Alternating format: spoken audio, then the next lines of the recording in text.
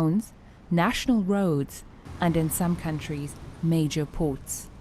This is particularly problematic given that the coastal zone is home to 31% of West Africa's population, as well as major industries like fisheries, tourism, and offshore petroleum exploration and production.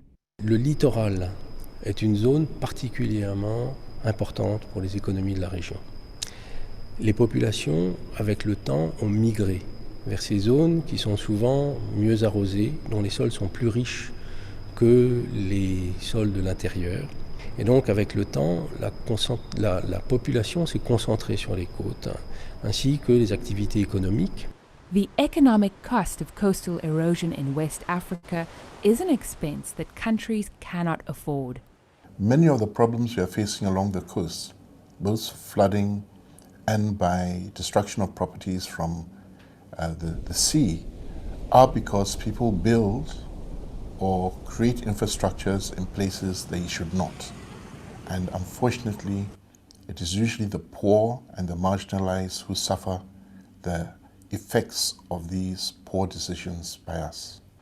West Africa's shrinking coastline is just one facet of its environmental challenges.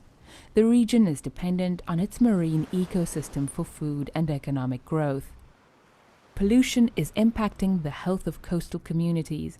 It is also negatively affecting fisheries and tourism. Si on ne protège pas notre environnement, eh ben, on ne peut pas vivre. On peut pas vivre. On peut pas vivre. C'est pas possible. Tout le monde doit prendre conscience. Les ordures doivent être gérées. L'État doit mettre des programmes pour les enlèvements des ordures, le traitement des ordures. Tout doit se faire correctement. Conserving the coastline will mean countries working together to address common problems. A regional approach is needed because preventing erosion in one country can cause erosion in its neighbors. Face à l'élévation du niveau de la mer, face aux vents violents, face aux cyclones, face à tous ces événements qui sont liés à l'atmosphère et à l'océan, nous sommes tous vulnérables. Il faudrait une démarche d'éducation, il faudrait une démarche collective, de manière à ce que l'information puisse parfaire les connaissances, de manière à éviter des grandes catastrophes.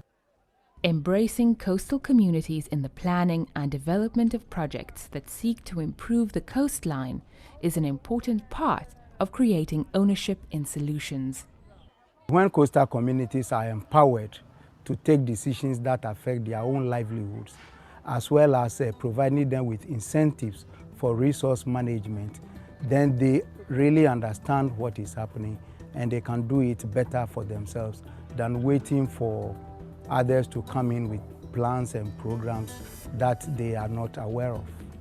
West Africa's development and climate agendas are inextricably linked.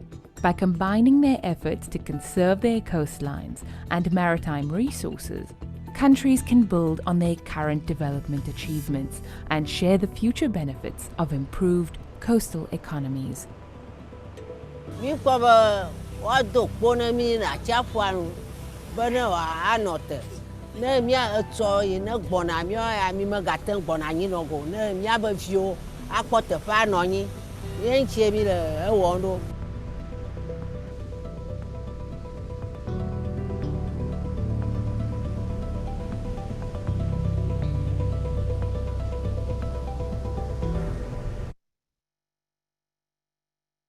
Great, thank you. Welcome again to all our participants. We will start shortly. We are still testing the system.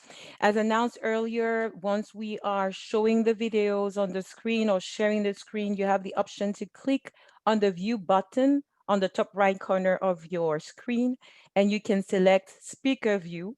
When we are sharing a video, you can select side by side speaker view. We will ask Mrs. Deborah Wetzel to please test her mic and her video.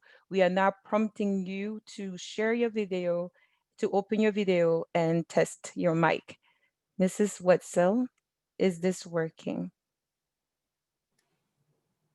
Hi, this is Debbie. I am plugged in, but it tells me I cannot start my video because the host has stopped it.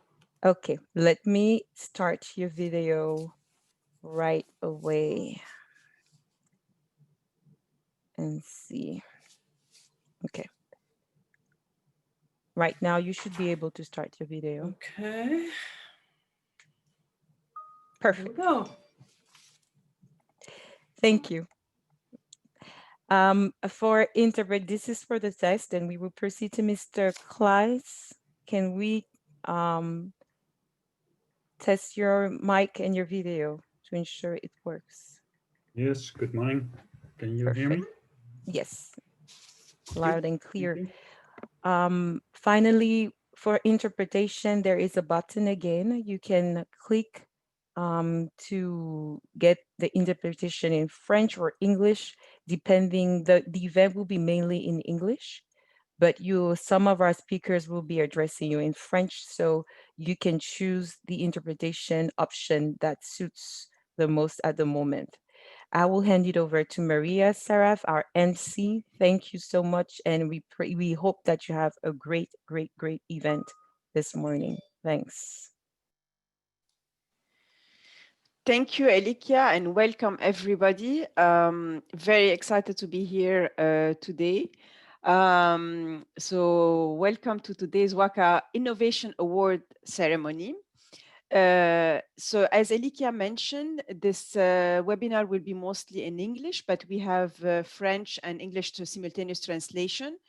I'm kindly asking speakers to, when they speak, to speak close to their mic and relatively slowly so the interpreter can do their job at the best possible way.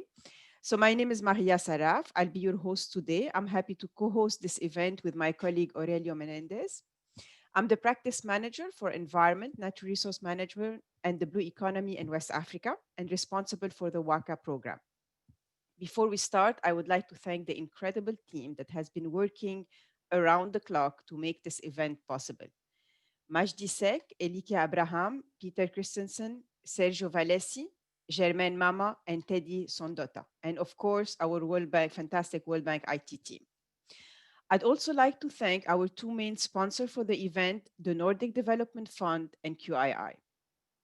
We're here today because the coast of West Africa is under severe stress. Even though the coastal area generates over 40% of country's GDPs on average and hosts about 1/3 of the population, they're facing severe erosion. A recent World Bank study estimated that flooding, erosion, and pollution in Benin, Côte d'Ivoire, Senegal, and Togo alone, in 4 countries alone, cost about $4 billion in damage, $4 billion in damage every single year. That's huge. This year, the call for innovation focuses on the impact of large commercial ports on sediment movement and coastal erosion. We have launched this call to encourage candidates to find innovative and feasible solutions to coastal erosion. Today's program includes great speakers that will surely inspire us all to innovate, empower, and transform coastal livelihood. A couple of more logistical reminders. Please send us. We have over 100 participants and growing by the second. So for all of you participating, please send us your question, your feedback in the chat box, and we are monitoring and answering as fast as we can to the chat discussion. And I want to remind everybody that the session is being recorded and will be available on the Waca website. Let me now introduce our first speaker, Debbie Wetzel. Debbie is the World Bank Director for Regional Integration for Africa. She has more than 25 years of experience in development work around the world.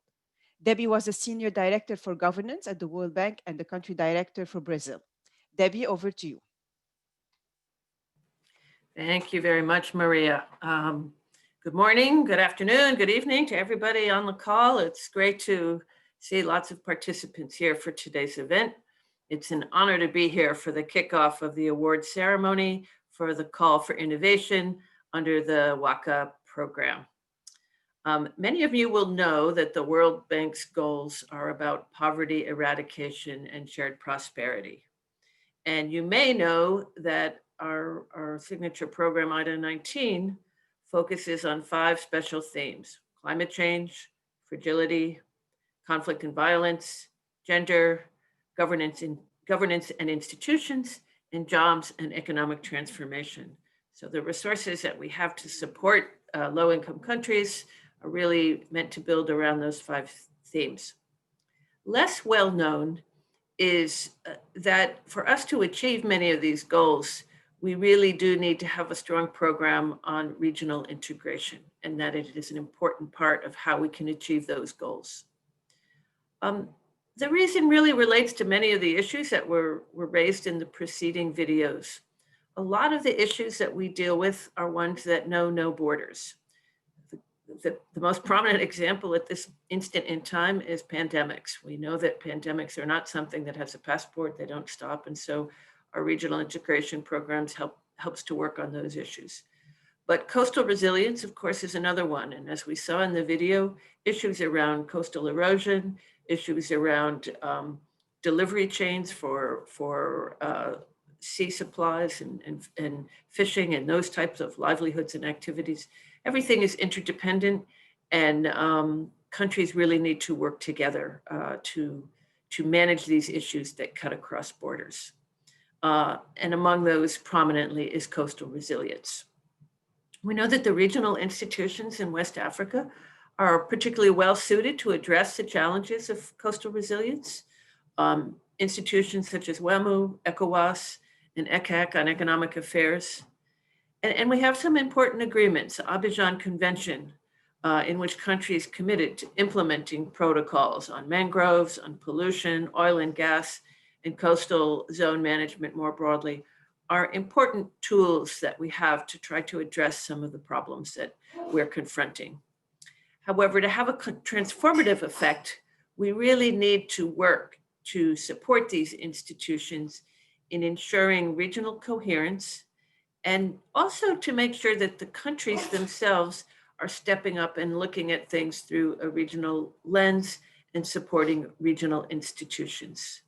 We've been doing a lot of work on this front. A good example, even before the World Bank joined the current initiative, is the Observatory, which most recently issued the 2020 State of the Coast Report. It's the first time we get a full picture of the health of the coast as a whole across West Africa. So important institutions exist, and we want to make sure that we're supporting them. My hope is also that countries will step up and take a look at how they can support sustainable solutions in protecting the coast. Often they look in a very focused way at the particular country initiatives, but bringing together the activities of the different countries is critical. But we also, in the current context, need to look for new ideas and new solutions, which is why what we're doing today is so important. The call for innovation is really an outreach to folks on the ground to be able to present ideas, to bring different angles to regional institutions, and to share innovations with us on the use of technology and innovation that can help us perhaps leapfrog over certain issues and stay ahead of the curve in terms of the issues that we're confronting.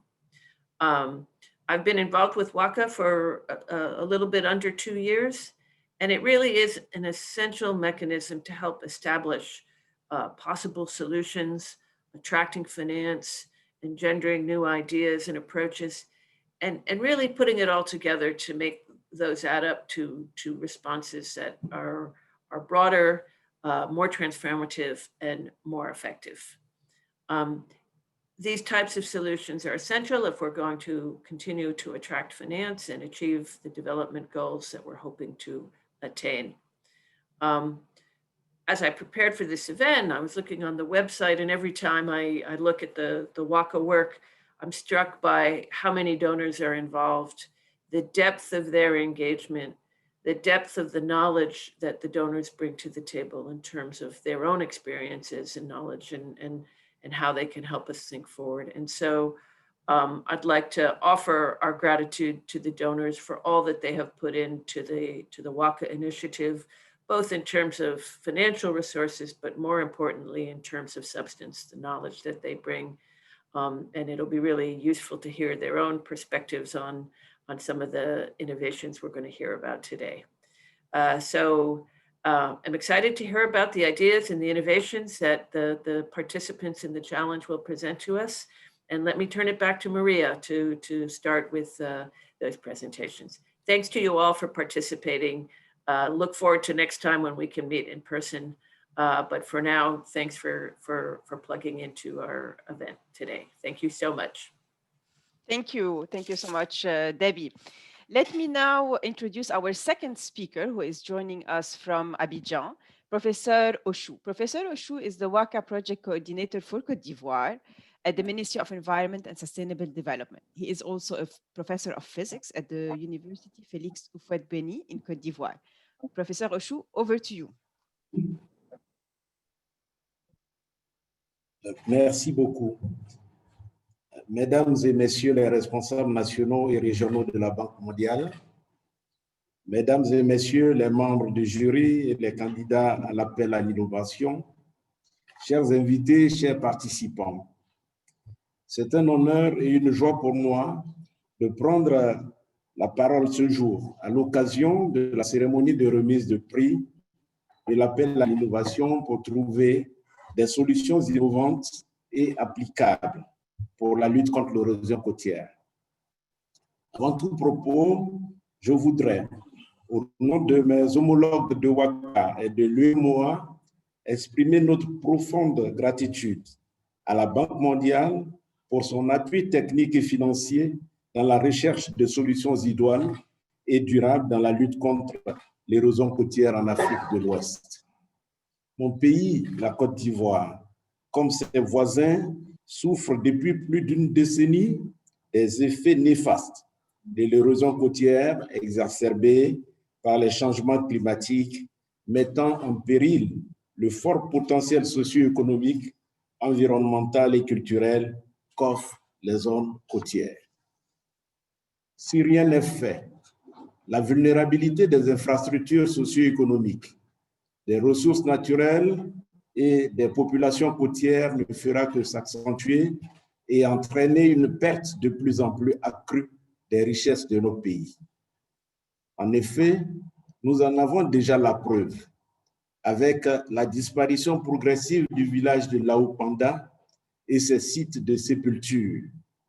Nous savons également que la dégradation côtière a coûté environ 5% du PIB, chiffre de 2017 de la Banque mondiale, principalement en raison des inondations, comme nous les voyons à Grand Bassam, Grand Laou et ailleurs. C'est un témoignage de la destruction de la côte non gérée pour un pays comme la Côte d'Ivoire. En prenant encore l'exemple de la Côte d'Ivoire, que je connais mieux, il est important de préciser que le littoral est un énorme atout économique, avec ses lagunes, îles barrières, mangroves qui attirent nos touristes, mais aussi avec ses deux grands ports et bien d'autres infrastructures socio-économiques. Cet environnement côtier est aussi caractérisé par un système hydrologique complexe où tout changement dans les dimensions des canaux ou des zones humides peut avoir des impacts à des dizaines de kilomètres. Mesdames et messieurs, chers participants, face à de tels défis, l'on peut se réjouir des initiatives prises par l'UEMOA, l'IUCN, la Convention d'Abidjan, le CSE pour la mise en place de multiples initiatives et protocoles depuis plus d'une décennie. À saluer encore plus est l'avènement du projet WACA pour renforcer la résilience de la côte ouest africaine. Toutefois, dans la recherche des solutions, l'un des défis de la protection et de l'aménagement côtier consiste à définir le meilleur compromis possible entre les impératifs de la prévention des risques et de la protection de l'environnement d'une part et les impératifs tout aussi pressants du développement d'autre part, dont le rythme sera largement imposé par les dynamiques démographiques. Mesdames et messieurs, chers participants, au vu de ce qui précède, nous pouvons affirmer que cet appel à l'innovation est important pour nous. Nous avons souvent une approche fragmentée du conseil technique et nous ne sommes pas toujours sûrs que la solution que nous avons en tête capitalise sur les leçons et les nouvelles technologies. De plus, nous n'avons pas toujours un accès facile aux solutions. Par ailleurs, en tant que professeur, je tiens à ce que nous engagions nos jeunes et nos étudiants au premier stade des études et des innovations. Nous devons accélérer le transfert des compétences et des connaissances. Et j'espère que le nouveau Centre d'excellence africain pour la résilience côtière, dirigé par mon collègue le professeur Aeto de l'Université de Cape Coast au Ghana, à qui je rends hommage, nous permettra d'y parvenir. Mesdames et messieurs, chers participants, il est important de savoir que dans la problématique de la gestion intégrée des zones côtières, le secteur privé est essentiel. Aussi, le présent appel à l'innovation est-elle une bonne continuation du travail que nous avons accompli pour impliquer le secteur privé ici en Côte d'Ivoire et collaborer avec l'Association de gestion des ports d'Afrique de l'Ouest et du Centre. À ce stade de mon propos, l'on pourrait se demander à quoi ressemble réellement une solution pour les communautés locales. Eh bien, à Grand Laou, au sud de la Côte d'Ivoire, les interventions dans le cadre du projet Waca comprennent la réhabilitation et le reboisement des mangroves du complexe lagunaire, mais aussi les actions de conservation du parc national d'Azani et du parc national des îles Éotilées, placés sous la gestion exclusive de l'Office ivoirien des parcs et réserves. Nous pouvons ainsi affirmer que la nature fait partie intégrante des solutions. Comme on peut le comprendre, les solutions recherchées doivent être grises, vertes ou mixtes. C'est en cela que nous avons hâte d'entendre ce que les innovateurs vont nous proposer ce jour.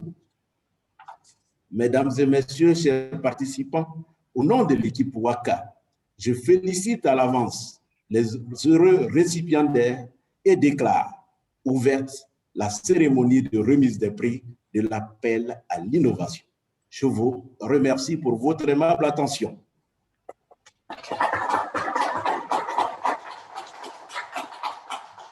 Merci beaucoup, cher professeur Oshou. I will now turn to my colleague, Peter Christensen, who will present to you a very brief presentation about the WACA program and the call for innovation. Peter is the lead environment specialist in West Africa. He's also the program coordinator for WACA. Peter, over to you.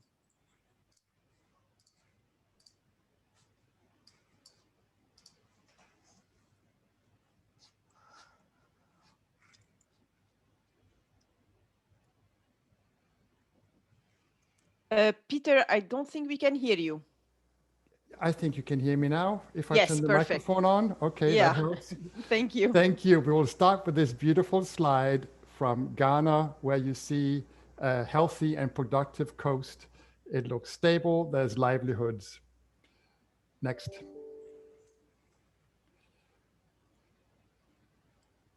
It is not always like that in West Africa. We have areas that are impacted by coastal erosion.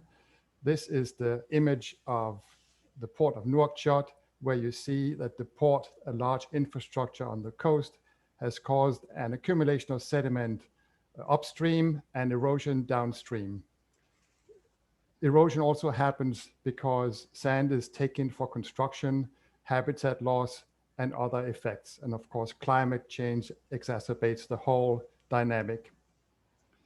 If no one lives where the erosion is happening, it's maybe okay, but it's not always like that. Next. Here is a family in Senegal, in Bargny, that has been impacted. It has lost its house and its livelihood and are under threat. Next. The cost is also to the countries, as Maria said before, almost 5% of the GDP for 4 of the countries. Next. It is complex. It is multi-sectoral. You have to have many ministries involved. It's a technical challenge. You need innovation. It requires a long-term commitment from all of us to help the countries. No one can do it alone. Next. So we created Waca. So it is a regional program integrating with the regional institutions. In each country, there's a number of activities for technical assistance, building the capacity, and the site interventions, for example, dune protection, but also hard solutions like groins and beach nourishment. Next. So how do we get to scale? Well, we set up what we call the Waca platform. It aims to facilitate the access to knowledge from West Africa or from international partners, to simplify the process for accessing finance. The money doesn't have to go through the World Bank. Everyone can use their own mechanism, and it supports the dialogue. So in red, I have 3 examples I'll pull out today. On the dialogue to the right, local action, as was mentioned by the earlier speaker, the community is really important to engage. On the finance, we set up a finance marketplace that we tested last year, and that was very successful in mobilizing both specific finance and technical assistance. And today we're piloting the call for innovation. Today it's about ports, but it could be other calls for innovation in the future, for example, on plastic. Next. Partners are essential, as I mentioned. So for each of the areas, we have already partners on board that have helped do upstream technical assistance or provided finance or are helping in any way they can as per their programs. Next. And what does solutions look like? Well, here's one example from the southern part of Senegal. The tourism industry in the upper left picture was threatened by the loss of beaches, which is the main attraction. And to the lower right, you see a couple of years later that infrastructure has been put to protect the beach. And the image here shows the result before the beach nourishment, which has happened subsequently. Next. In this case, in Benin, we helped the communities of a town to prevent flooding by managing the barrier island, and also, like on the picture here, replanting mangroves. Next. So the call for innovation, what is it about? Let me just pull out the slide here so I can read it easily. So we asked these 4 questions to the public, to innovators, to companies, or whoever has experience in these areas. Which type of infrastructure and financing mechanisms could be put in place to manage the impact of port development and port management on sediment movement, which leads to unwanted coastal erosion?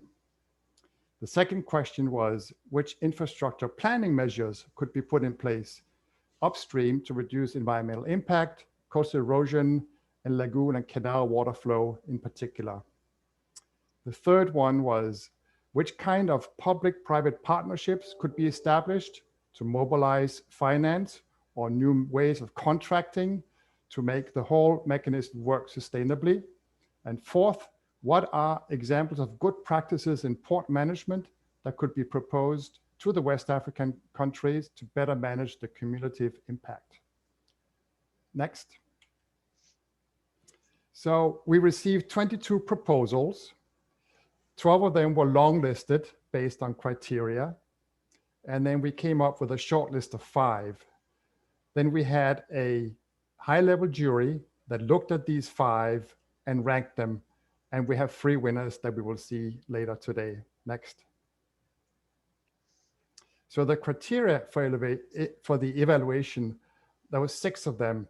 It is about innovation, of course, but it's also about feasibility and the adaptability to the national context, the impact it could have, the co-benefits, and also readiness for implementation.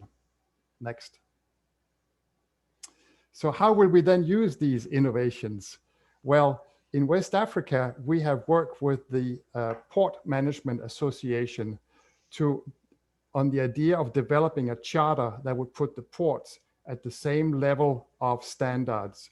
This is a mechanism to prevent that everyone is underbidding each other on contracts and thereby risk of neglecting environmental and social impact. The idea is to have this as a participatory process, and have third-party verification on how the ports are performing. So that is a big vehicle, and we are working, as I said, with the Port Management Association and also with the companies that are managing the ports. And next. And my turn to say thank you to all the partners that has worked with us on this program. Thank you. Over to you, Maria. Thank you very much, Peter, for a very clear presentation. And now let me turn over to Benoit Bosquet, who will introduce to us the member of the jury who have been working very hard yesterday to come up and select the best proposal, which I understand was not an easy task. Benoit is the Regional Director for Sustainable Development in East Asia and the Pacific region. Before that, Benoit was the manager of the Environment Group in West Africa and one of the pioneers of the WACA program. So many of you probably already know Benoit. So Benoit, over to you. Thank you so much. Thank you, Maria, and thank you for the invitation to chair this jury. Let me also take the opportunity to say hello to the whole WACA community gathered on Zoom today. I miss it. I recognize many champions of the early days, including Professor Rochou. Bonjour, Professor. And also allow me to honor the memory of the Honorable Jean Jaya, the late mayor of Grand Laou in Côte d'Ivoire, whom we saw in the video and who left us a couple of years ago. He too was a champion. Now let me introduce the jury. It consisted of 3 World Bank managers and 3 partners. So you've heard my name and my function. Beside myself, Fatouma Touré Ibrahima, Ms. Ibrahima, who is a practice manager for the private public partnership group in the World Bank, was a jury member, as well as Mr. Ibu Diouf, a practice manager for transport. And then we had 3 important external members of the jury, external to the World Bank, very important partners, Mr. Jean-Marie Kofi, the Secretary General of the West Africa Port Management Association, Ms. Karin Isaksson, the Managing Director of the Nordic Development Fund, very important early funder and partner of WACA, who made this call for innovation possible, as you heard from Maria early on, and Mr. Klaas Jan Bos, engineer manager at Royal Van Oort in the Netherlands. So let me just invite the jury members to say a couple of words, and then I will give you a synthesis of our discussion. So Fatouma, would you like to come in first? Benoit, I think Fatouma could not join us for a last minute, so maybe we can move on to Ibu. To Ibu, yes. Ibu, are you connected? Can you hear me? Maybe we have an issue there as well. I would then turn to Mr. Kofi, Jean-Marie Kofi.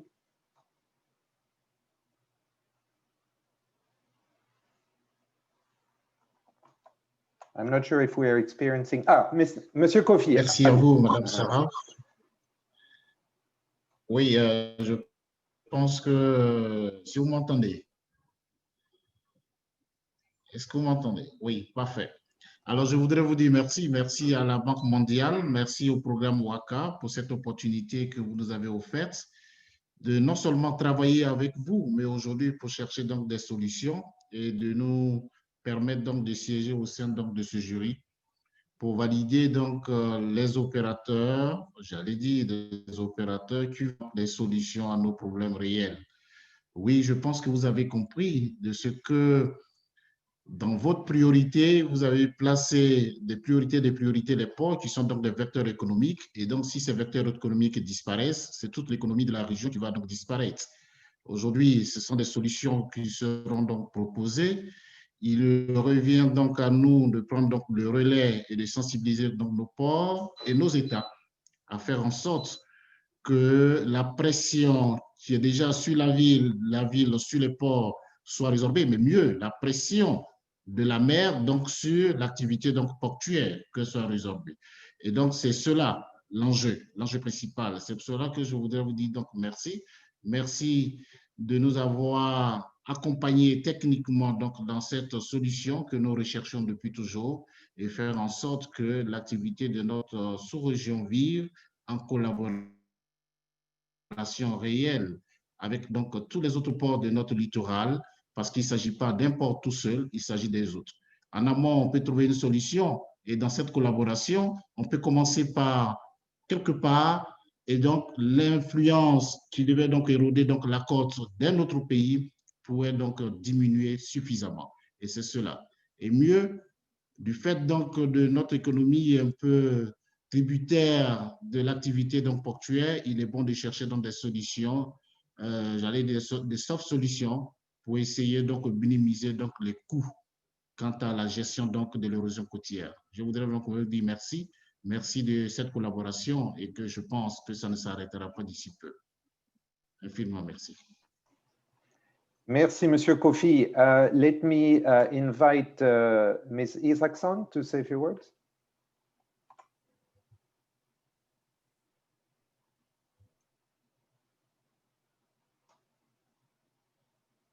Now I think you can see me. And greetings from Helsinki. On behalf of NDF, we're very happy to participate in this event. And also we're taking in consideration that, as you said, we've been part of the WAC-App program already from the start.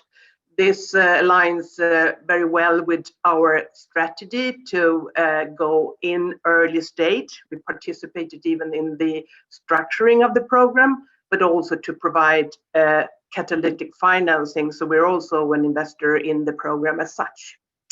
So great to be here. And also on a personal note, this activity is very close to my heart, having spent 3 years as executive director in the African Development Bank, living in Abidjan. So I think I really understand some of the challenges, and we're very, very happy to contribute to mitigate these if possible. Thank you very much. Thank you so much, Karen. And last but not least, Klaas. Benoit, can you hear me now? Yes, we can hear you. This is Ibu. I have been struggling with my microphone, but now... Oh, sorry, Ibu. So why don't you quickly introduce yourself since you have the floor before we turn to Klaas? Sorry again, I could hear you clear and loud, but my microphone could not reach out to you. Thank you very much, Benoit and the WACA team, Maria and Christensen as well, Peter, for inviting me to join this call for innovation. And of course, as I said, as a transport professional, this is a topic of great interest for the sector and of course for myself. And I'm very happy really to have been part of this, witness this innovation, because in my earliest work as TTL in the region, I really witnessed the erosion in Western Africa, coastal countries, in particular the case of Mauritania. When Peter projected this photo, it was really speaking to me. So thank you very much, and I look forward to getting a chance to collaborate with WACA and get to implement some of these very innovative solutions. Thank you very much. Back to you. Thank you, Ibu. Thank you very much. And then last but not least, Klaas. Yes, thank you, Benoit. And thanks to the World Bank and partners for organizing this important call for innovative solution regarding coastal management for West Africa. It was great to see the variety of solutions that were submitted in response to this call. And I really look forward to seeing these solutions to materialize in the region in the near future as a follow-up to this call. Thank you.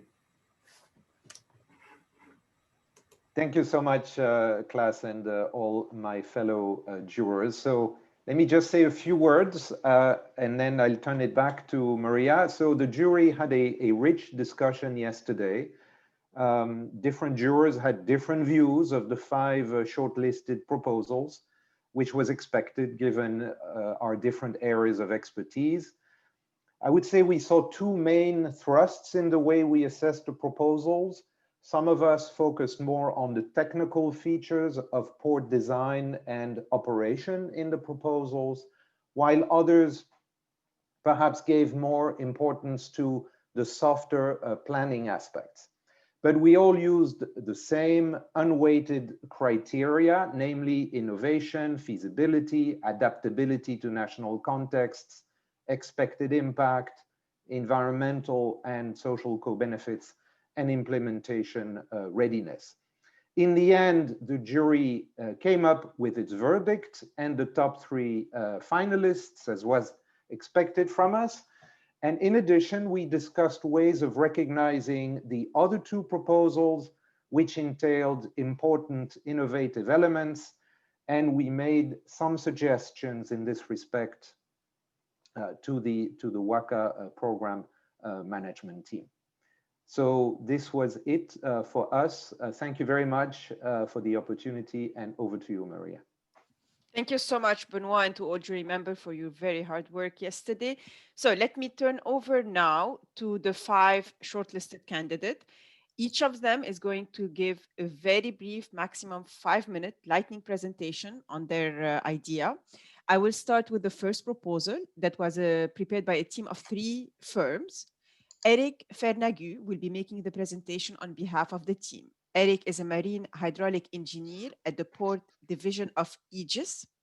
The proposal is entitled TransSand, Transnational Bypass Scheme funded by a public-private dredging fund. Eric, over to you. Thank you, Maria. Thank you, Masters of Ceremony, for this meaningful introduction today on all issues and challenges faced by the Waca region. I will not go back to those issues and challenges. I will go directly to present our solution, our innovation today, TransSand. First, I would like to say that Egis, in partnership with Deltares-Financeforimpact, is really proud to have been selected by the jury among the 5 finalists, and to present and introduce our proposed innovative solution, TransSand. So let's see what is TransSand. TransSand is a solution we have conceived all together to transcend the port and national boundaries, and as such provides them a tool on their journey, on the journey of ports and states towards their sustainable future. Our proposed innovative solutions aims to address one of the main well-known challenges and needs within the Waca region, restore the longshore sediment transport, and therefore mitigates impacts of the seaports. Next, please.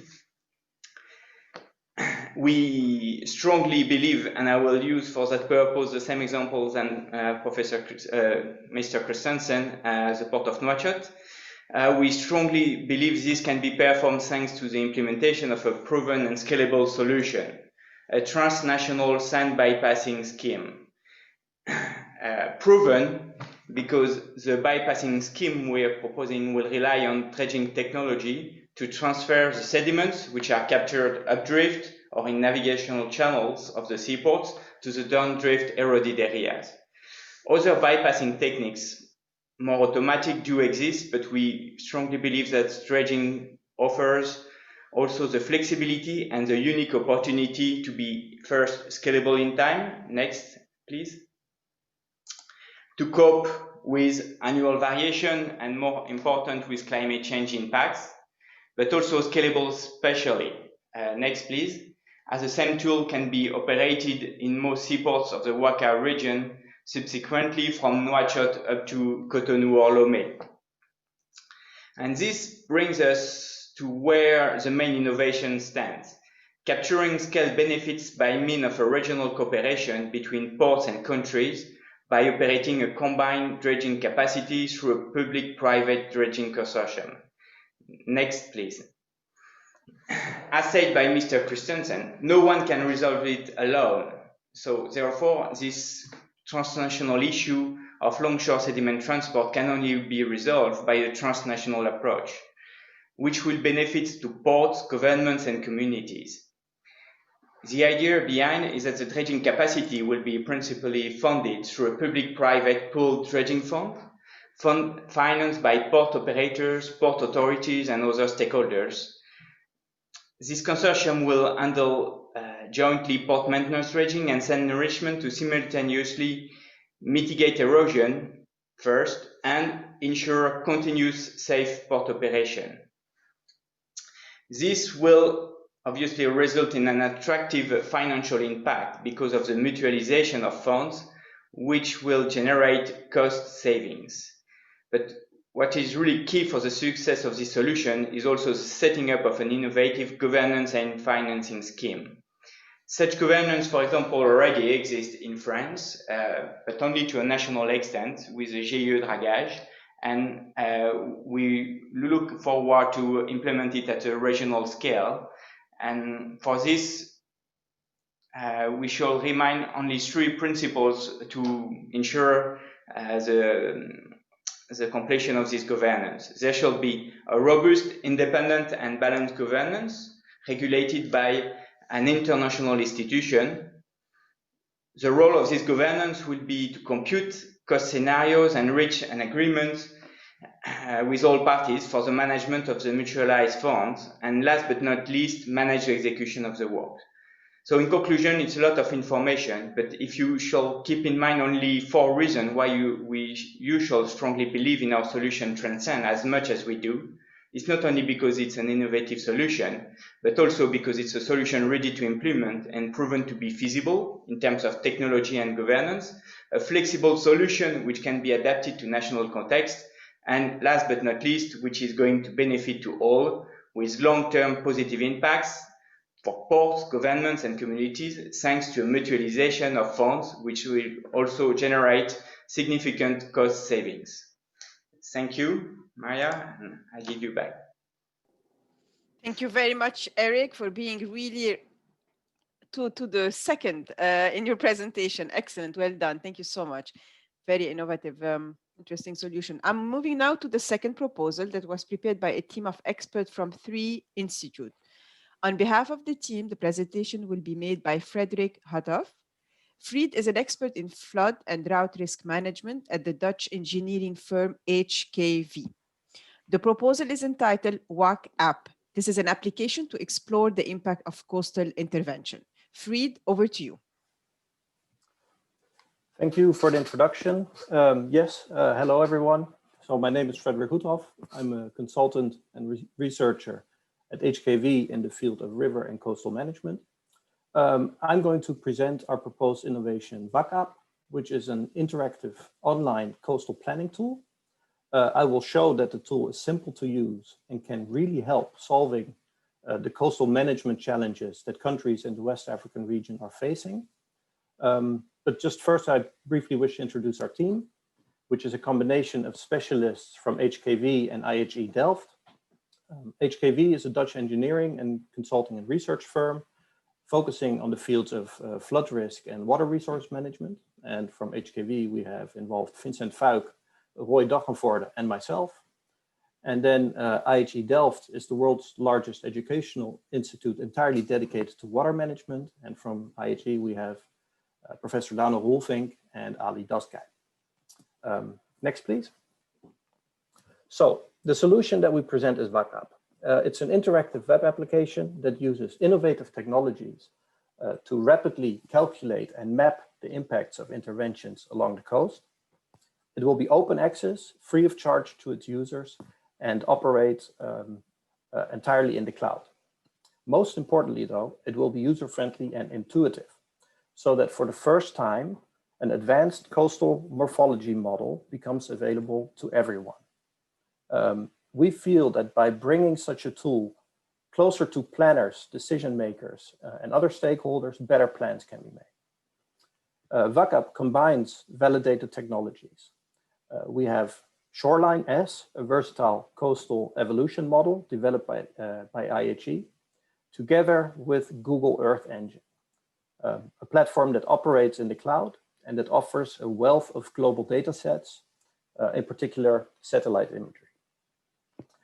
To demonstrate its strength and facilitate its use, We will also prepare a tutorial of WAC-App showing its application to cases in St. Louis, Senegal, or Lekki, Nigeria.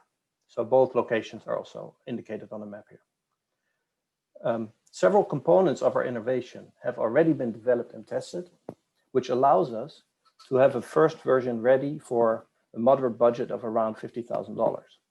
A more elaborated and expanded version would take another 9 months to develop and a budget about 3 times as large.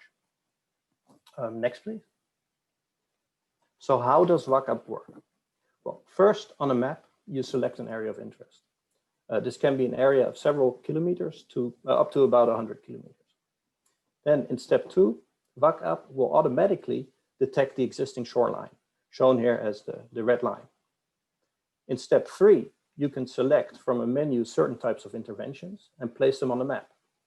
For example, a sand nourishment and a hard structure, which could represent a port development, for example, as also shown here. Then 4, in WAC-App, WAC-App will then calculate the impact of the interventions on the coast, shown here now as a green line. This can be done for the medium and the long term. It can also take into account the influence of river mouths and sandbars or islands along the coast.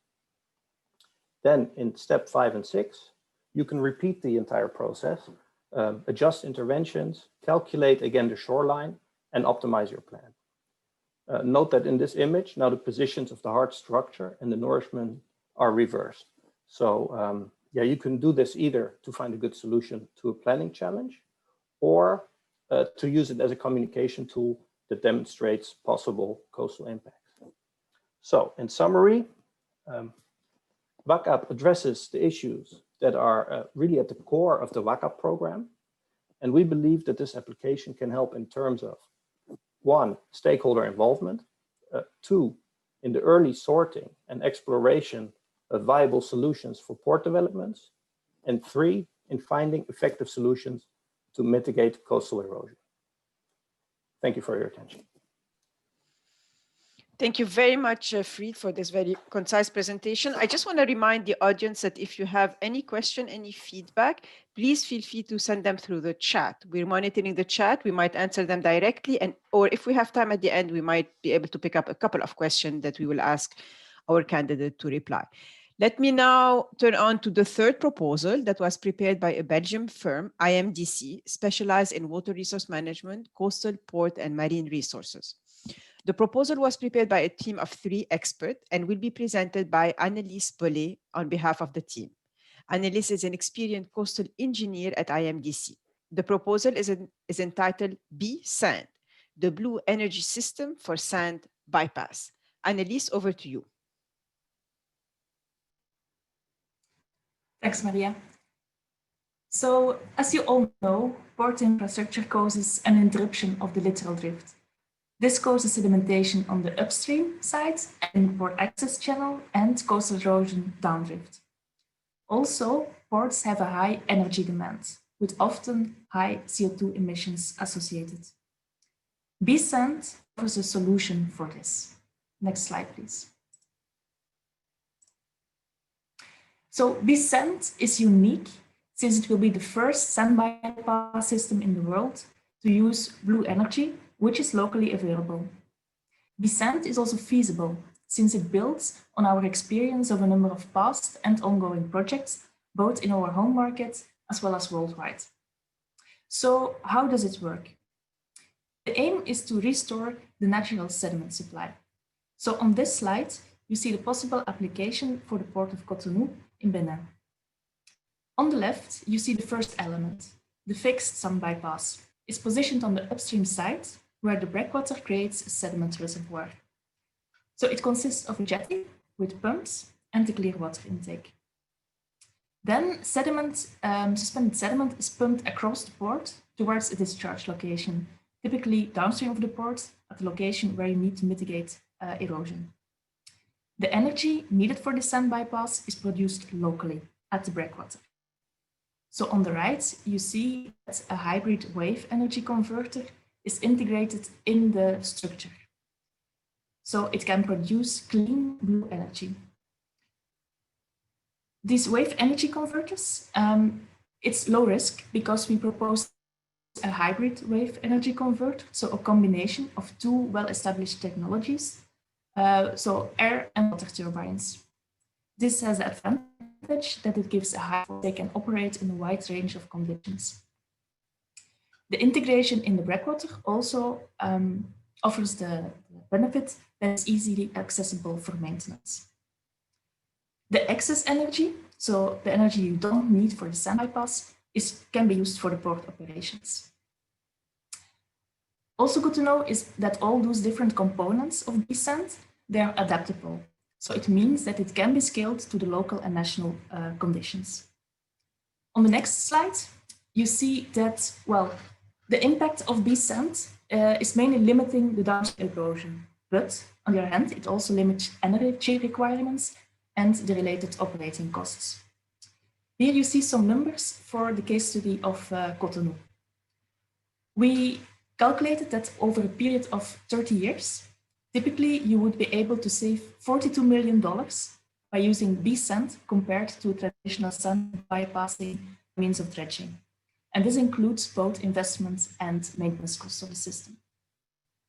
With regards to electricity production, on top of that, you can save another $9 million because you will be using locally produced blue energy. And then also, you will save 10,000 tons of CO2 emissions, which is, of course, a nice effort in view of climate change. And then all these numbers, they even don't include many other co-benefits, which can be environmental, social, and economic. The timeline for implementation of BESand shows that after 1 to 2 years of studies and field investigations, permitting can start, and tendering and construction can go ahead from, let's say, year 3 on. And then, of course, operation of BESand can start immediately afterwards. BESand is sustainable. It will be using locally available materials and blue energy to restore the natural processes. And then in the end, it will also become a locally run business, for example, by port authorities or other investors. So that's in short BESand. Thank you. Thank you so much, Annelies. Excellent. Let me move on to our fourth proposal for today. This was prepared by a team of experts from 6 firms. Craig Jones will be presenting on behalf of the team. Craig is a principal ocean and environmental engineer at Integral Consulting. The proposal is entitled Multi-Purpose Technology for an Integrated Solution to Coastal Erosion and Sediment Management. Craig, over to you. Merci. Bonjour, mesdames et messieurs. It's a pleasure to be here and a pleasure to be a part of this wonderful Waca effort and the amazing panelists that have presented already. And thank you very much to all the Waca jurors as well for the opportunity to be here. I'm presenting on behalf of Integral Consulting. Our partners are Resolute Marine Energy, SAFEC in Senegal, Saint Marcel in the US, Medusa in the Netherlands, and Ulam Rooney, who is at the National Institute of Marine Science and Technology in Tunisia. As we know, coastal erosion is due to a number of factors. The limited sediment supply many times to the coastal areas, sea level rise and climate change that we're going to be dealing with over the long term. So what we see is that a toolbox, a toolkit of many different tools are needed to adapt to rising seas and increasing coastal hazards throughout the world, and in particular in West Africa. Next. So as part of Coast Protect Africa, we have prepared an innovative, integrated, and group of sustainable solutions to help mitigate coastal erosion in Waca countries. One of the first is wave energy conversion, which I'll focus on today, beach and dune stabilization, improving sediment conveyance to the coast, beneficial reuse of sediment, and groundwater management to help reduce saline intrusion, which is impacting many of these areas and also ties into coastal erosion. By finding the right toolkit to address regional areas, we can really start to combat and adapt to coastal erosion so that we can protect livelihoods, we can protect the environment, and protect sustainable economic growth in areas. Next.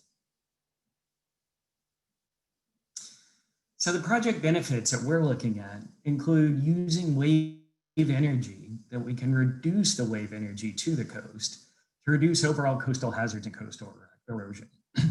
That gives us infrastructure protection for everything from fishing infrastructure to port and harbor infrastructure to homes that we've seen in some of the earlier videos. Our technology additionally converts wave energy to fresh water and electricity using oscillating wave energy converters offshore, shown in the bottom figure here.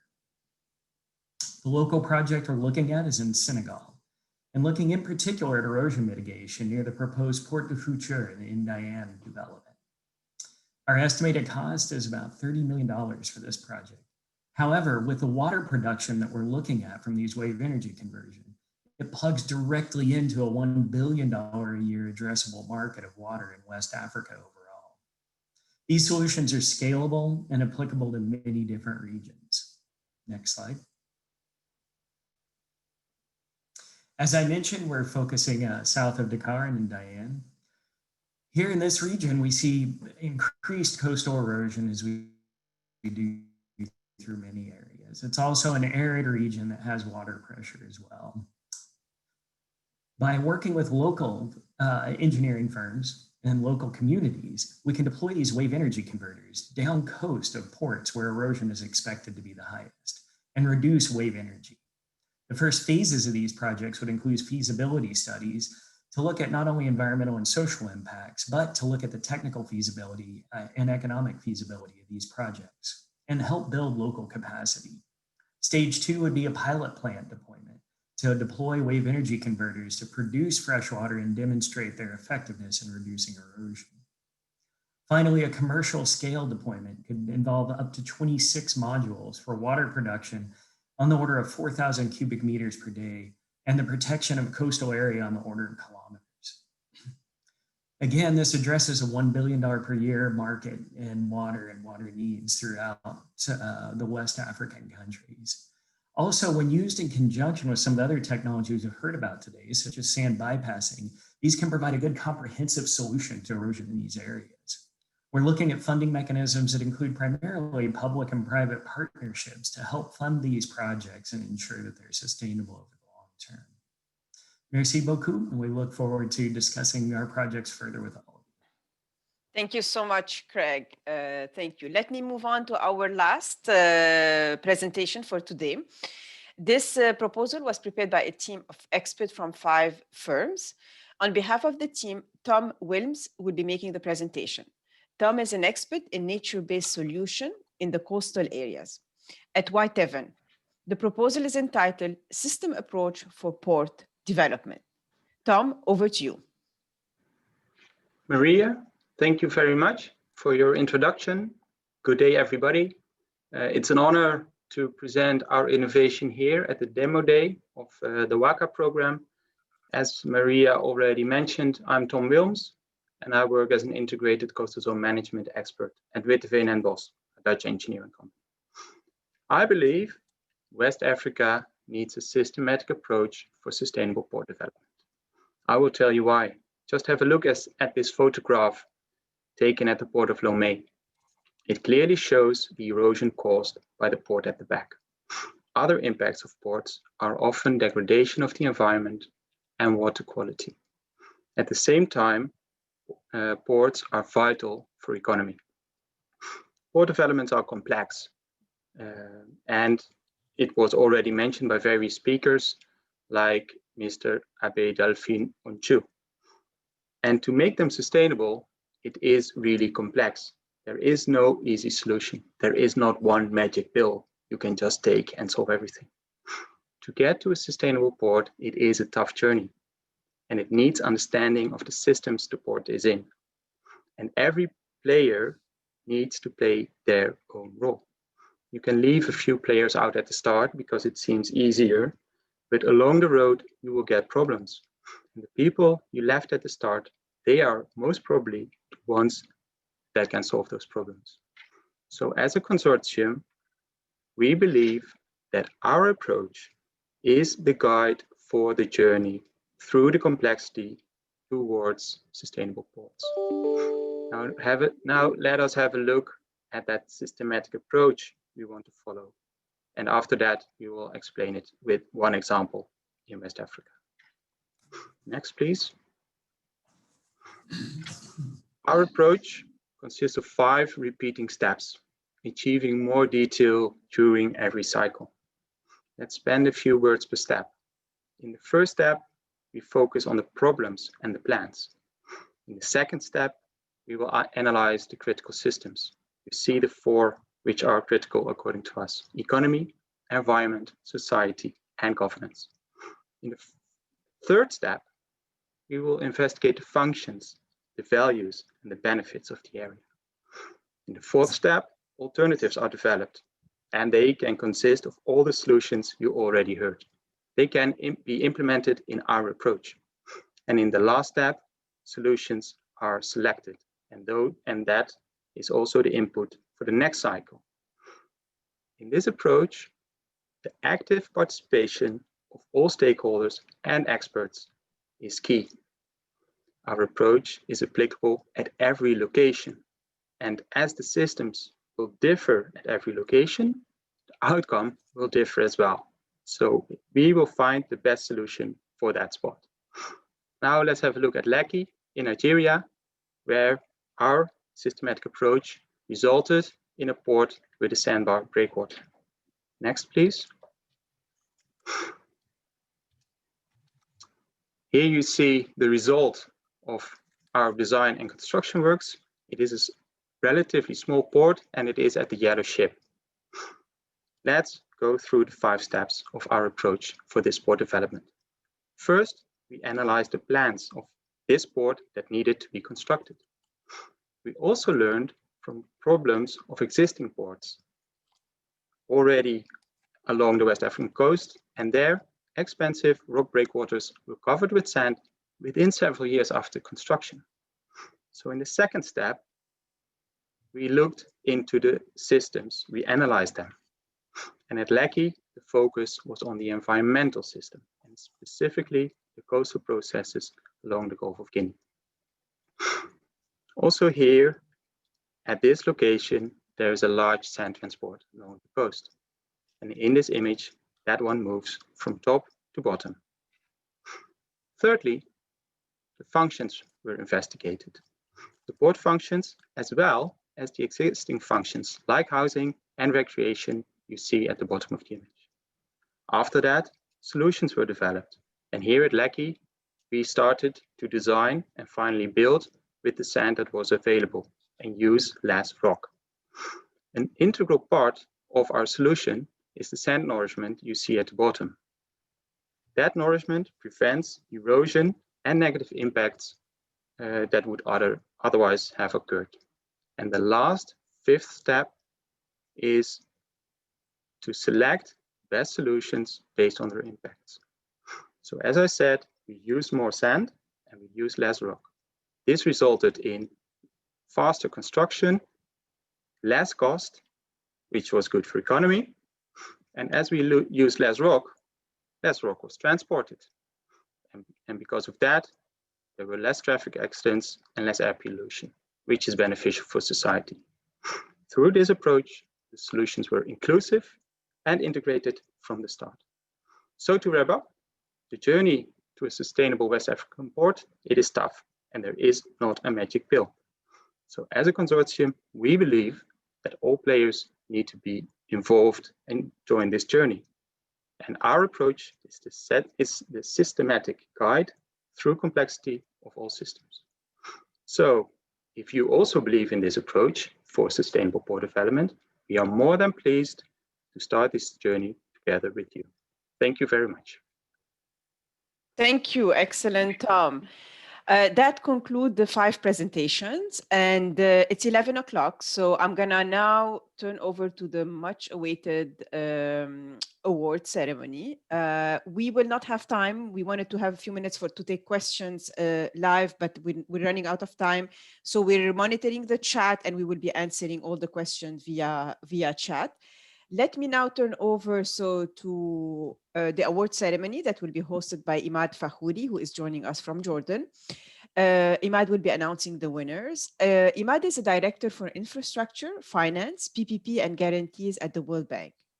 Before joining the World Bank Group, Imad served in the Jordanian government as Minister of Planning and International Cooperation, as Minister of Public Sector Development, and as a Minister of State. So we're very excited to have Imad with us, and Imad, over to you. Thank you. You may want to unmute. You are still on mute.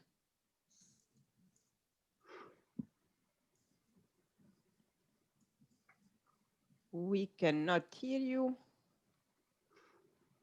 We can see you. We saw you that you unmuted your button, but maybe let's try again.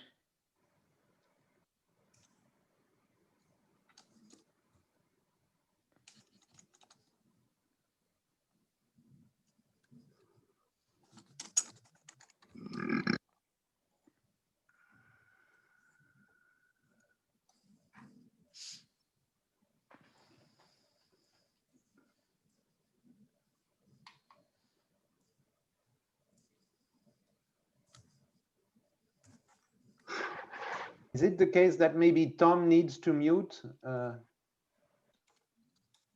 Yes. Imad, can you speak? Just to see if we can hear you. Oh, no, we still cannot hear you.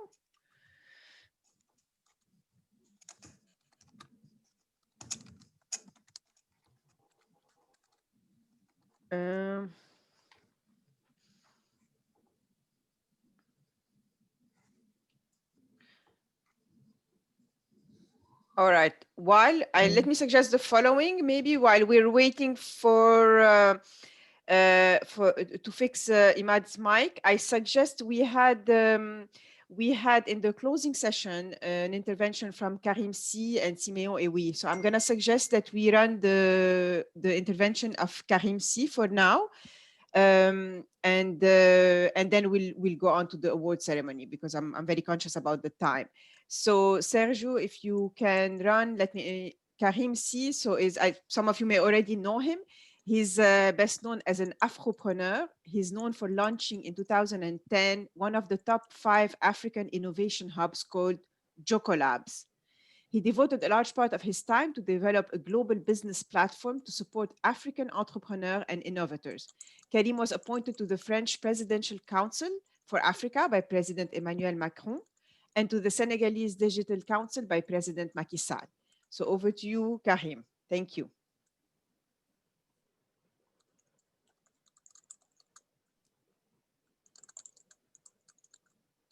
Good morning, everyone. I'm happy to be there for closing remarks for this Waca event. I'm an innovator first, serial entrepreneurs who have found innovation, have launched innovation, or support innovation through the Chocolab network, launched 10 years ago, around 10 countries now. My background is also being engaged for the private sector organization, for also advising the President Macron in his Conseil présidentiel pour l'Afrique. I'm a member of the Conseil national du numérique, who advising the President Macky Sall, and I'm very pleased that Senegal is part of the Waca initiative.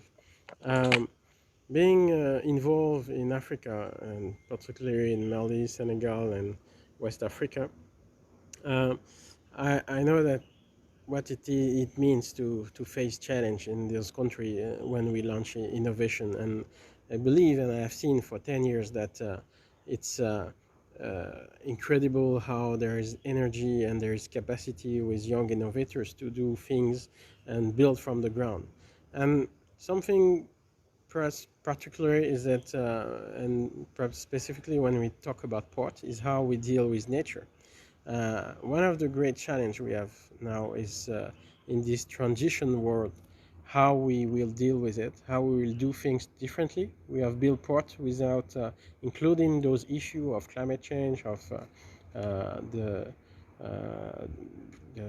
different coastal issue, and how we face that now in this world. The COVID have given us something very interesting in how we need to build innovation, and actually the World Bank is opening to it when he called this innovation and open it to all the different stakeholders, either from the university, either from the private sector, either from the public sector, either from the civil society, or different consulting firms or different stakeholders. But simply put in, this is the open innovation approach. And from the COVID, we have discovered that to face those challenges, this is more some issue we have to face together. It's not only for Senegal, it's not only for Togo, it's not only for even France or China. We are all in the same boat. And when we are in that approach, we need to exchange our knowledge. We need to work together to emerge from new innovation and new way of thinking. You know, Einstein used to say that you can't change a situation when you have the same thinking or when you create it. So we changed the perspective, and with the support of the World Bank, congratulations to all those who have those very interesting proposition. There is no winner. There is only something starting, and I believe that if we join all our forces, it's just a start, and we'll launch very new innovation that can have a very great impact. So thank you all, and I hope we'll follow up together to build a big community of innovators that will work together in an open innovation approach to create change and have a big impact. Take care. Bye. Okay, so that was a very inspiring intervention by Karim Sy, the Afropreneur in West Africa. Let me now turn on to Imad and see if we have managed to fix the microphone issue. Imad, can you join us?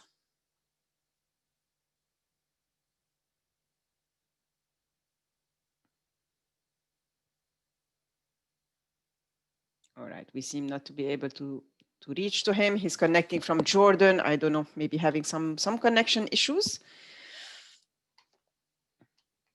Yes, I believe he has some connection issues. I am not sure. I believe is trying to dial in right now. Exactly. I was going to yes. propose there's a phone connection, no? Detail that he can use. Yes, so he's trying to dial in right now, and we are coordinating. Excellent. Okay, can I ask meantime Sergio to re-show one of the videos that we showed at the beginning that was absolutely magnificent about the Waca work while we get Imad back on the line? Thank you, Sergio. Maria, perhaps yes? Also for the audience to say a few words about the Quality Infrastructure Initiative. Oh, absolutely. Yes, please. Thank you for joining in, Fatuma. Go ahead. Yes, thank you. So I think this is really a good opportunity to highlight the fact that the World Bank and the government of Japan has established this partnership that is also contributing to this initiative. So I would like to thank all the organizers for bringing the Quality Infrastructure Initiative into the conversation. And the partnership actually has accomplished a number of project preparation and implementation support, as well as dissemination. And this is really related to the G20 principle for quality of infrastructure. And maybe just as a reminder, mention the 6 principles, which are maintaining the impact, maximizing the positive impact of infrastructure to achieve sustainable and growth and development. So that's the first. The second is raising economic efficiency in view of the life cycle cost. And the third is integrating environmental considerations in infrastructure investment. The fourth, building resilience against natural disasters and other risks. And the fifth, integrating social consideration in infrastructure investment. Finally, strengthening infrastructure governance. So looking at these 6 principles, I think we can all agree that this is actually what we're talking about in this competition through the angle of innovation. So it was a great opportunity for us to support this exciting initiative. So thank you, and thanks Benoit and colleagues, and also the participants for the opportunity. Thank you.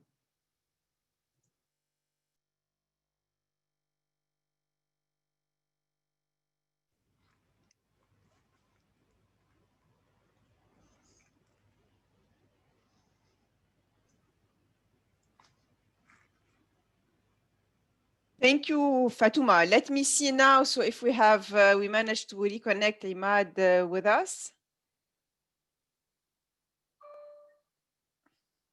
All right, I can see you, Imad. Are you able to? Hello, can you hear me now? Oh, finally, Perfect. fantastic. Yes, please go ahead, Imad. Sorry, everyone. Good morning, good afternoon, and good evening to the Waca community. It's indeed a great pleasure and an honor to join such a distinguished group for such an important program. At the World Bank, we recognize that poverty alleviation and shared prosperity and achieving the SDGs cannot be addressed adequately without countries having adequate, resilient, inclusive, and efficient infrastructure. This is about the ports, the energy, the roads, the waterways, and more. And we know that improving connectivity is central to infrastructure mission to achieve growth, inclusion, and sustainability by connecting people, firms, lagging regions, and markets. However, we also acutely are aware that we need to better adapt to climate change and that renewable energy and nature-based solutions must be part of the way we do business going forward. Therefore, at the infrastructure finance, PPPs, and guarantees global practice, to which I'm the director, and through the different global platforms we have, like the Quality Infrastructure Investment Partnership, we very much welcome this call for innovation. The QII partnership with the government of Japan that IPG is honored to house is exactly the tool to initiate innovation. We have provided $70,000 towards this call for innovation process and some of the prizes. And we want to also thank the Nordic Development Fund for co-sponsoring this initiative that helps engage the private sector. QII got very interested by the WACA program proposal as it provided a very different and innovative approach to how we invest in resilient infrastructure. And this is the type of initiative we would like to see replicated. IPG as a global practice has been working with several West and Central African countries as well as at the regional level to support building the necessary enabling environment and ecosystems for private sector participation through PPPs and the crowding in of commercial financing, or supporting World Bank Group on PCM efforts, private capital mobilization, or supporting pipeline development of bankable projects and diagnosing infrastructural needs, funding and financing reforms and requirements, and overall infrastructure governance requirements, and addressing the binding constraints to enable private sector participation through the core diagnostic, the InfraSAP that we lead and deploy, like the ECOWAS one, and supporting then specific projects through financial structuring and credit enhancements. And based on what I heard today, ideas for the financing schemes and the infrastructure fund is the kind of instruments that IPG has been facilitating to establish. So at the QII, we very much put an emphasis on innovation and even more on replicability of the proposed innovation. And I would like to say that IPG commits to working with the WACA program to explore cooperating on maybe detailing the feasibilities of some of the innovations that have been proposed. I think this will help the countries and partners to mobilize financing from the private sector for an environmentally and socially sustainable and resilient infrastructure. Specifically, I would like to mention, we would like maybe to invite the program to use and apply through our global platforms like the PENAF and the QII partnership and working with the CMUs and the WACA program to provide support to implement some of the ideas. For example, QII can provide support to implement some of those ideas that have been qualified and proposed and that one. PF can help probably develop some of the upstream business cases for some of the PPP ideas.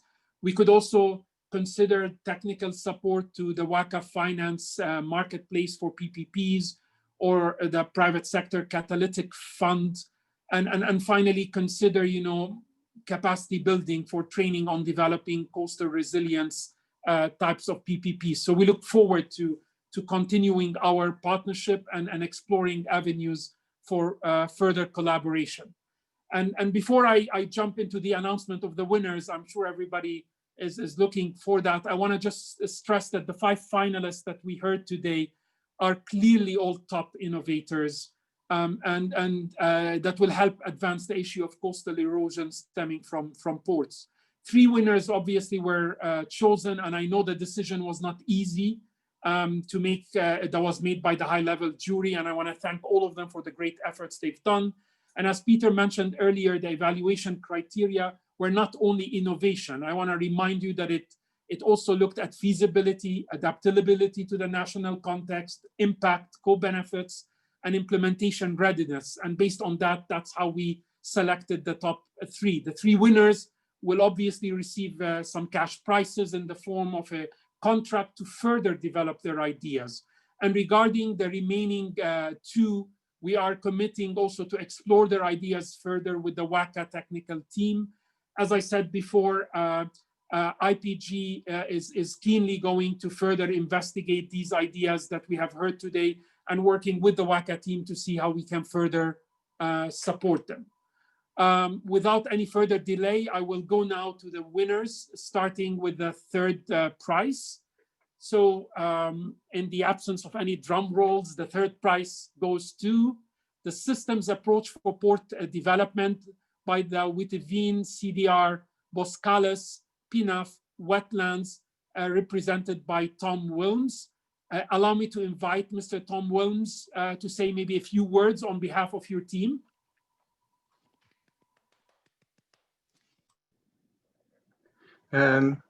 Yes. Go ahead, Tom. Can you hear me? Yes, we can. Okay, go ahead, Tom. Good. And congratulations. Start my video. Oh, doesn't. Yeah. Hopefully. Thank you very much for selecting us to top 3. We're honored to be the finalists, and we're really looking forward to go into next meetings and conversations with you, with the people in the countries, to implement our systematic systems approach towards sustainable port development. It's a journey we have to walk together. So I'm really happy that we can start with this. Thank you very much. Thank you, Tom. Fantastic proposal, and look forward to seeing it through. Allow me now to move to the 2nd place, and the 2nd prize goes to Transnational, the Transnational bypass scheme funded by a public-private dredging fund by Egis-Deltares-Financeforimpact, represented by Eric Fernagus. If you allow me, Eric, to invite you to say a few words on behalf of your team. And again, congratulations to you and the team. Thank you, Mr. Fakori. Thank you a lot. I would like to, to thank you, the Waca committee, for this journey. It has been a very nice and wonderful journey from April to now, in difficult times, but a very wonderful journey. I would like to say that it's obviously not, it's really a teamwork, and I would like to thank the team behind us, Egis-Deltares-Financeforimpact, and all the people who have been involved also in Egis side, and we really look forward developing this innovation with you and see how we can address it in a timely manner. Thank you a lot. Thank you, Eric. Congratulations again. And allow me now to move to 1st place. And the 1st place prize goes to WAC-App application to explore the impacts of coastal interventions by HKV, UNESCO-DELFT Institute, and they're represented, of course, by Frederick Hothoff. May I invite Frederick to say a few words, and congratulations to all your team from the World Bank Group. Well, thank you. Surprised, good news. Yeah, thanks a lot. First of all, already to be among these 5 finalists. So yeah, what can I say? So yeah, thank you for the trust that you put in our idea. We're excited to dig in, to get going. Yeah, I'm sure I speak on behalf of the team to say, well, we're honored, obviously, not in the least because of the other strong ideas that have been proposed. So yeah, I do also hope that some, if not all, of those can be put into practice, and well, maybe even see that they could make use of our innovation. So of course, that's the ultimate goal. Thanks again. Merci beaucoup. Thank you, Frederick. Finally, let me give special recognition to IMDC and Integral for their ideas. They were also great. I'm sorry they did not win prizes this time. Nevertheless, I know that the Waca technical team is going to be very keen to talk to you further. Congratulations to the 5 proposals, and congratulations to the top 3 winners. And back to you, Maria, and thank you. Thank you so much, Imad, and wonderful congratulations to all those who won, to the top 3 candidates, all the candidates, in fact, all the ideas were really brilliant. And now I'm gonna hand over to Simeon for the closing remarks for today's event. Simeon is our Regional Director for Sustainable Development for West Africa. Before that, Simeon was the director of the Food and Agriculture Department at the World Bank. And before joining the bank, he was for 15 years in the consultative group on international agriculture research, better known as CGIR. So Simeon, over to you for our final remarks. Thank you. Thank you, Maria. I want to make sure that you hear me well. Very well. We hear you and see you. All right. So thank you again, Maria. Thank you, Imad. And I also would like to thank all the members of the jury. This was a difficult exercise because I did find all the presentations to be excellent. I didn't want to be part of the jury because I wouldn't know, how to select. It is so exciting. So congratulations to all. Let me also take opportunity to thank Karim, who talked earlier, for giving us an inspiring speech. Innovation is a key ingredient of success in transforming our livelihood. So, dear colleagues and participants, I would like to again congratulate all the innovators who participated in this call for innovation. Your participation demonstrates that you are committed to sustainability and proof that you want to contribute your wisdom and expertise. Thank you immensely. And a special and big congratulations to the finalists and to the three winners. What I saw today convinced me that together we can build sustainable ports without undermining the resilience of the coastal ecosystem and community. A special thanks to the Quality Infrastructure Investment Partnership for making it possible, this call for innovation, and for helping us raise awareness on the need to pay deeper attention to the sustainability of infrastructure. This call was made possible by the Nordic Fund, a key Waca partner that provided $13 million to design and operate the Waca platform, facilitate our scale-up efforts, and co-finance operations in Benin and Senegal. This call is a reflection of Waca's crucial role in convening a platform where partners bring together knowledge and finance as well as dialogue. Today, we saw how the private sector can be an essential partner in seeking funding for the identification, preparation, and implementation of green, gray, nature-based solutions. We know it has not always been easy to get the private sector to contribute to resilience, but we must find that sweet spots where private founders understand why these investments make sense, are important. I strongly encourage coalitions that put in place innovative financing instruments such as the public-private partnership, and Imad mentioned some examples. In the bank, we have guarantees and bonds as example to support the management of coastal areas. Let me remind you why the coastal resilience agenda is important for the World Bank Group. West Africa coastal areas host about 1/3 of the region's population and generate some 56% of its GDP. This coast must stay healthy and productive to create opportunities, economic opportunities, build resilient communities, and transform livelihood. Our economic analysis indicate that in 2017, coastal erosion, flooding, and pollution in the coastal areas of Benin, Cote d'Ivoire, Senegal, and Togo cost some $3.8 billion, which is the equivalent of 5.3% of the 4 countries' GDP in 2017. That's a huge amount of resources. Myself, I'm from Cote d'Ivoire, and I can perfectly relate to Professor Osho's statement earlier.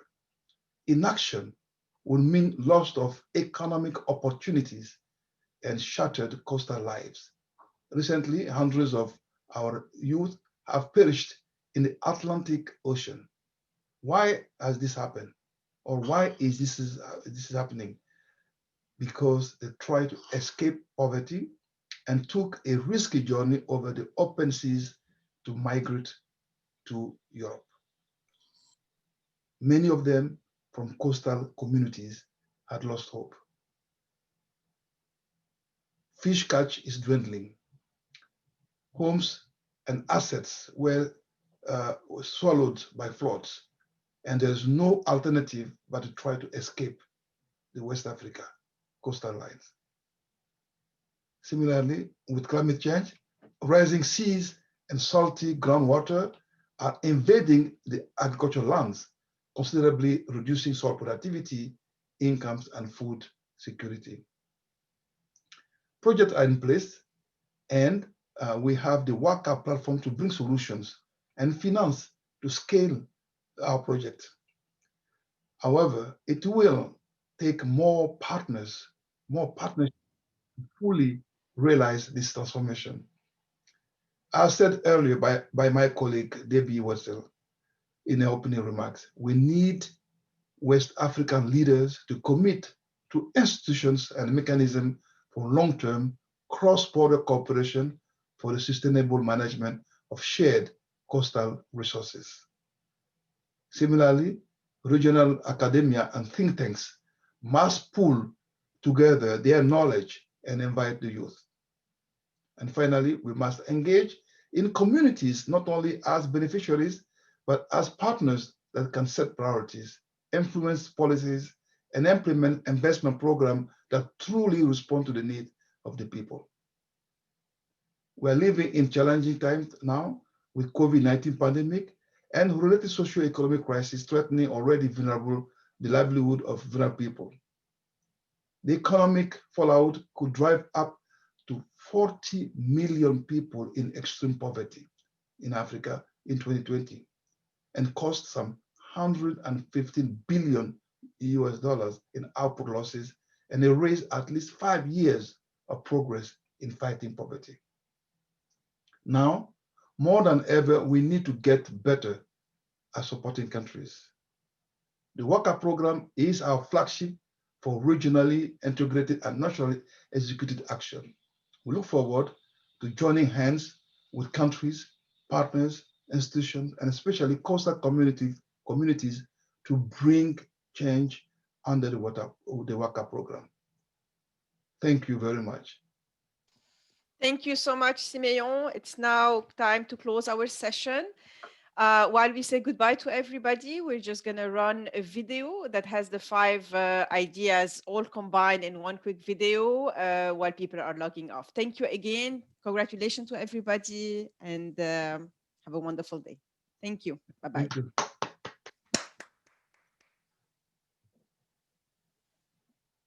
On 28 February 2020, the World Bank Group launched a call for innovation under the West Africa Coastal Areas Management Program to bridge the gap between innovators and port developers owners to build sustainable and integrated coastal management.